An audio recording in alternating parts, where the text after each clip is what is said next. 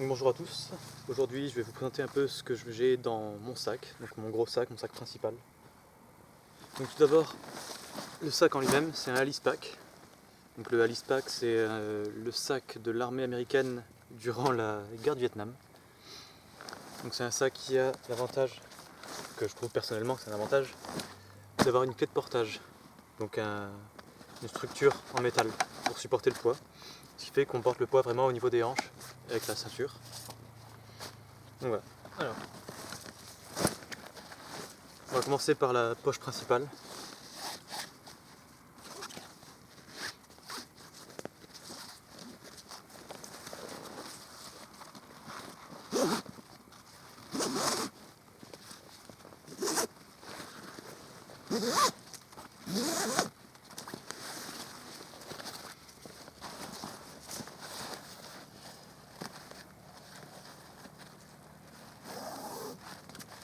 Donc, dans l'approche principale, qu'est-ce que j'ai? Tout d'abord, c'est une pochette de gourde à la base, dans laquelle je mets tout ce qui pourrait, tout ce qui me sert. Je réunis ça dans la poche. Donc j'ai par exemple ma paire de gants, donc des Mechanics, un Impact.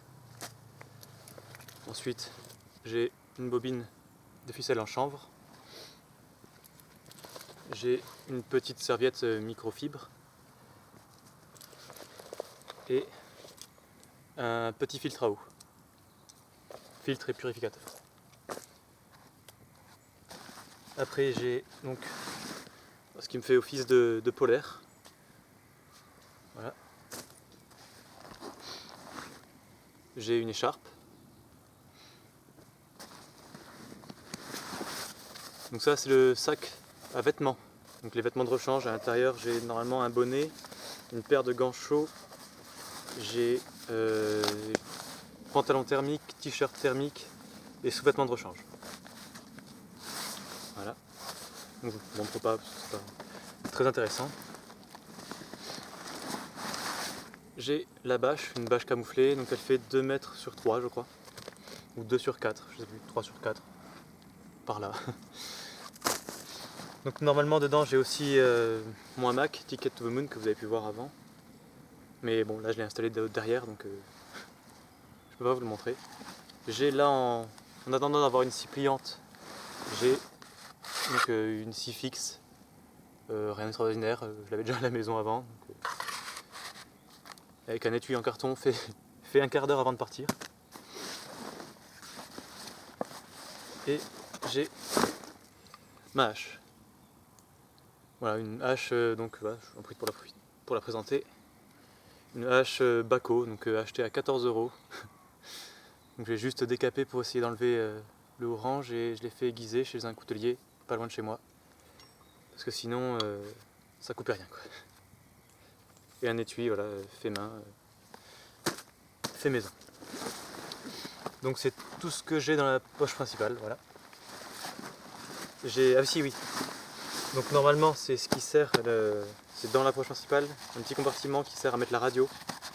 Donc moi je me balade pas avec une CB dans mon sac. Donc ça me sert de compartiment où je mets tout ce qui est nourriture.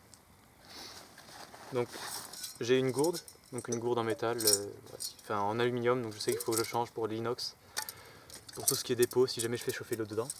Donc 1 litre.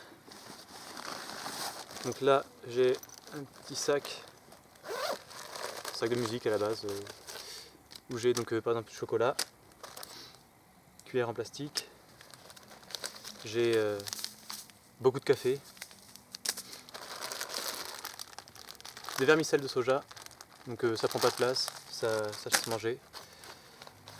J'ai un petit sac en plastique où dedans j'ai tout ce qui est sucre, j'ai quelques bonbons pour un apport en sucre, j'ai sel, moutarde, et ouais, c'est tout ce que j'ai je crois dedans. Une soupe, des barres de chocolat, des barres céréales de chocolat, au chocolat. Et donc là j'ai une petite paille, comme ceci, donc qui est fermée des 2 côtés, où je peux rouvrir de ce côté-là. Où dedans j'ai du poivre, donc du poivre moulu, du poivre gris. On s'en fout mais c'est pas grave. Alors ensuite, J'ai des lunettes, je sais pas ce qu'elles font là, mais elles sont pas censées être dans la poche nourriture. Donc des lunettes claires, jaunes, voilà, qui protègent quand même des UV.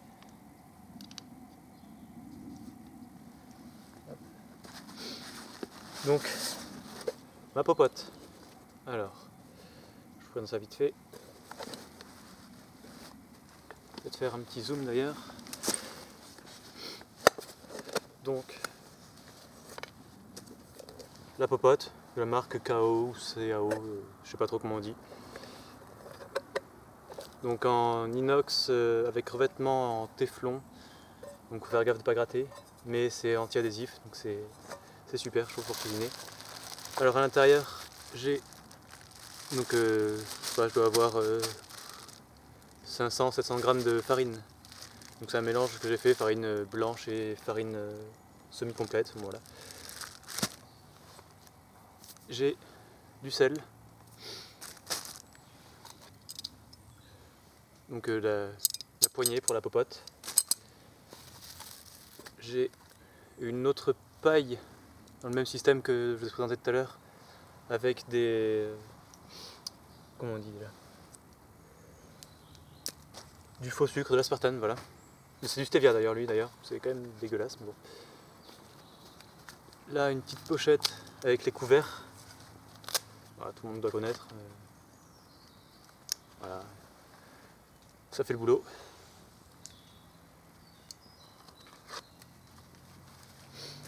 Et donc un petit sac plastique, biodégradable je crois en plus, oui. Voilà, pour tout ce qui est déchets alimentaires, sachets de ce que je pourrais emmener, saucisses, des trucs comme ça. Voilà. Ensuite, j'ai donc un petit paquet de mouchoirs, voilà, pour m'en servir en tant que serviette. Et j'ai une petite flasque où dedans j'ai de l'huile pour tout ce qui est pour cuisiner, voilà, tout ce qui est bannique, tout ce qui est viande. Donc voilà. Donc c'est tout ce que j'ai dans le compartiment principal. Ensuite, j'ai donc les petites poches qui sont là, les 3 petites poches qu'il y a au milieu. Donc, celle de tout à gauche, je mets tout ce qui est essentiel pour le feu. Donc j'ai pas grand chose, c'est donc le petit œuf Kinder avec du coton vasiné, tout le monde doit connaître, je pense. Fire Steel, voilà, Light My Fire, Army, qui marche très bien. Briquet bic. Et j'ai une boussole, parce qu'il faut bien la ranger quelque part et j'avais de la place ici. Au milieu, là, hop, j'ai le petit P3RS, donc, que j'ai fait selon la vidéo explicative de Just0069. Donc un petit réchaud à alcool, donc là c'est de l'alcool dedans. Donc voilà, c'est très léger, très efficace, c'est compact. Et c'est de la récupération puisque c'est fait avec une canette. Ensuite, la poche de droite, j'ai... alors oui, il reste que le couvercle, mais une boîte à feu. Donc voilà, une boîte à feu en cire et carton, qui sert de grosse bougie pour le démarrage du feu dès que c'est trop humide. Et j'ai une ceinture à l'intérieur. Hop, ceinture kaki. Généralement j'utilise pour accrocher le sac à un arbre pour l'avoir surélevé. Après, donc là dans la poche, là en dessous, à gauche, j'ai normalement donc ma gourde Nalgene, donc 1 litre, et avec le quart qu'on met en dessous, pour un gain de place, voilà. Un quart en inox. Et j'ai voilà, une petite plaquette de micro-pur, donc j'en ai ailleurs, mais j'ai ça là-dedans au moins. Après, la poche du milieu, j'ai le petit kit de soins, pas de soins dans le sens bobologie, mais dans le sens propreté.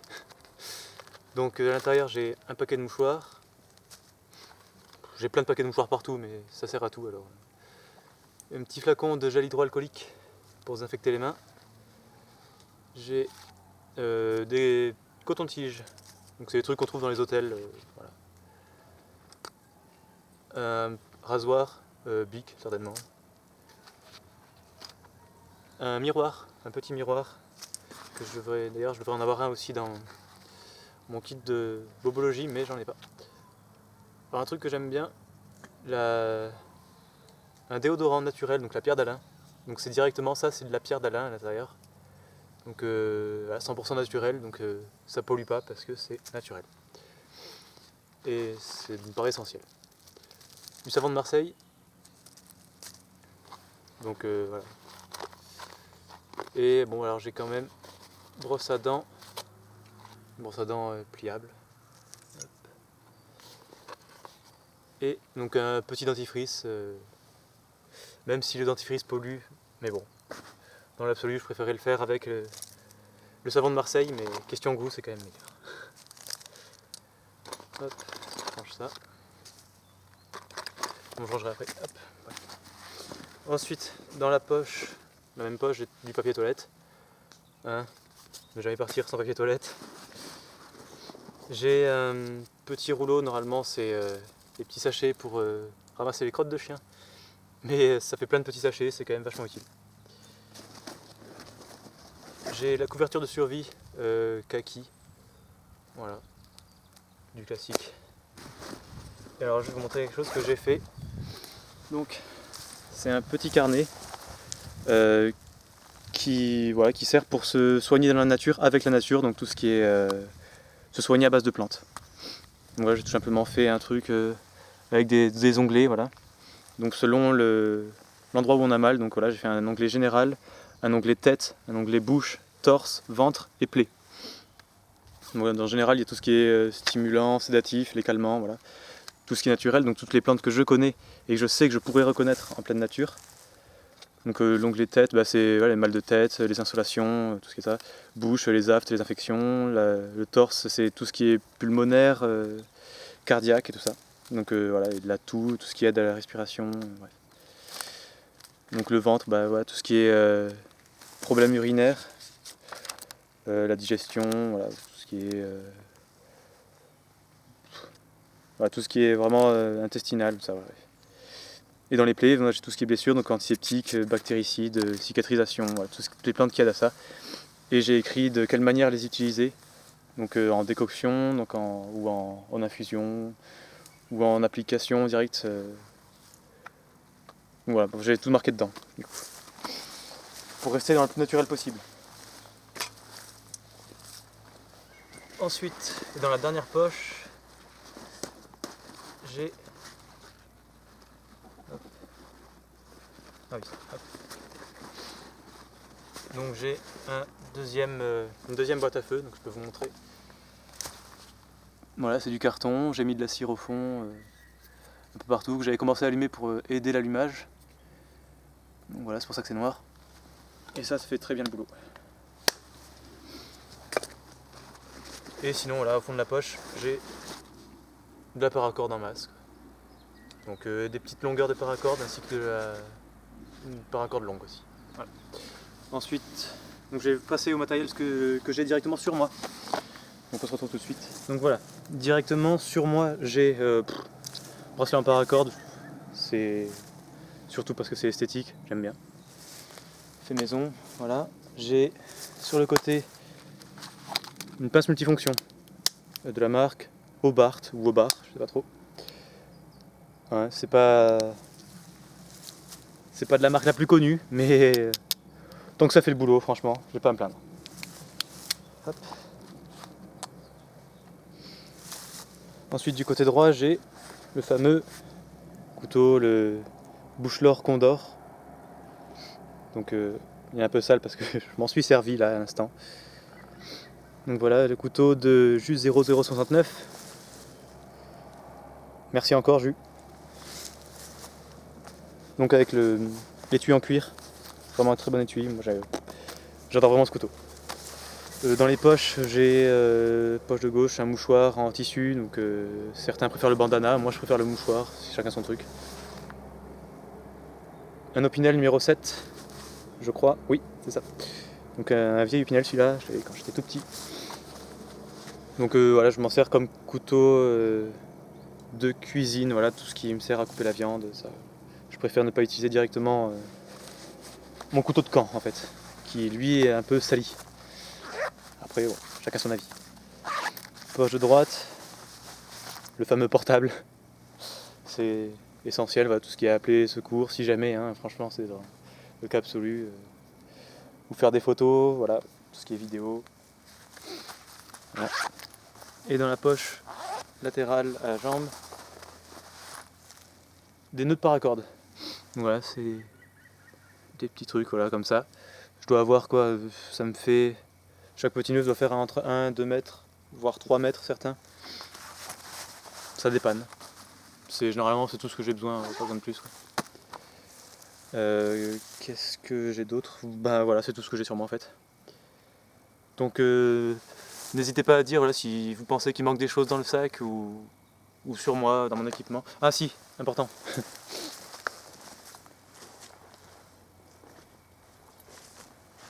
Donc, suite à la présentation de ma sacoche, j'ai apporté une modification principale.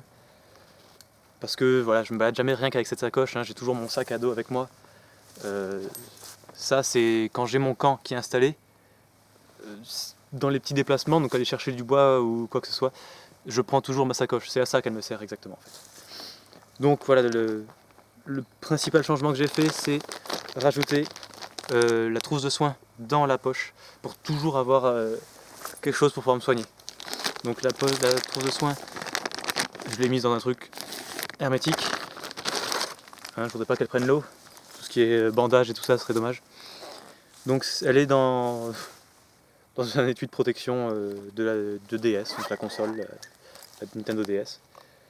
Donc à l'intérieur, qu'est-ce que j'ai? Donc j'ai de l'antiseptique, désinfectant, voilà. Hein. Même si c'est bien de le faire avec les plantes, ça reste d'une efficacité vraiment prouvée à 100%. Micropur, j'ai là ici un masque qu'on met devant la bouche là, de protection anti-poussière et tout ça, anti-microbes. J'ai d'autres cotons-tiges, j'ai des pansements, en dessous j'ai des gaz et un bandage. Et dans la poche au-dessus, donc j'ai du sparadrap, un bandage extensible pour, enfin, c'est pas vraiment un bandage extensible, c'est pour faire tenir le bandage. Voilà, donc à mettre autour des jambes, comme ça, si jamais on a besoin. Et j'ai d'autres désinfectants, d'autres... Non, là derrière c'est du... comment on appelle ça? Des lingettes désinfectantes, voilà, tout simplement. Donc des lingettes imprégnées de désinfectant. Hein, vaut mieux trop que pas assez. Et c'est vrai qu'il me manquerait une pince à épiler à l'intérieur. Que ouais, faut que j'y pense. Wow.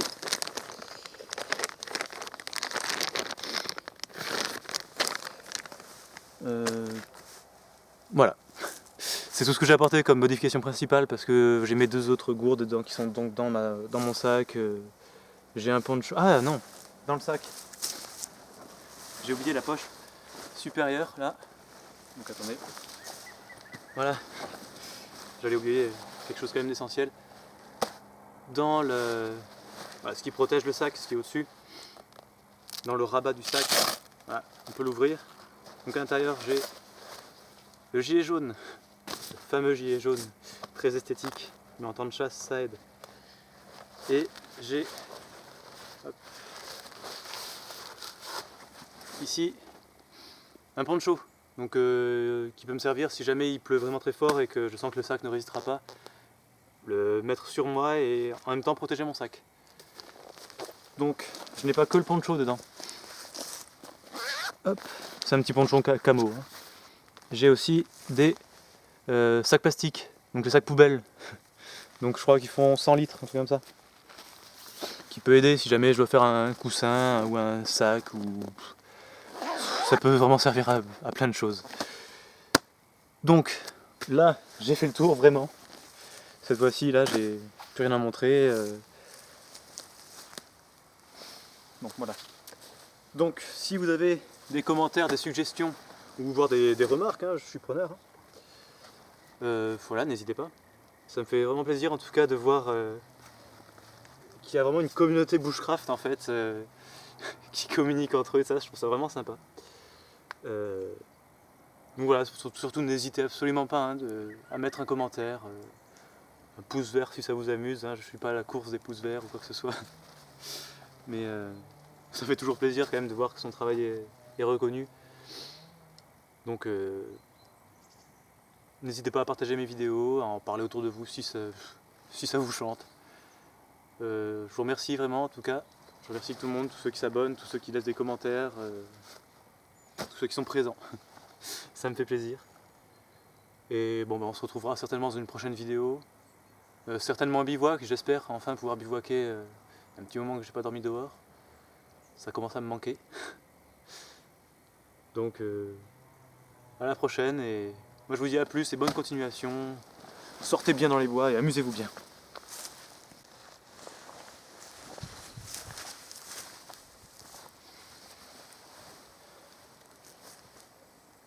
Alors je voudrais tout simplement expliquer pourquoi j'ai mon hamac si bas que ça. C'est pas une erreur, c'est tout simplement voulu.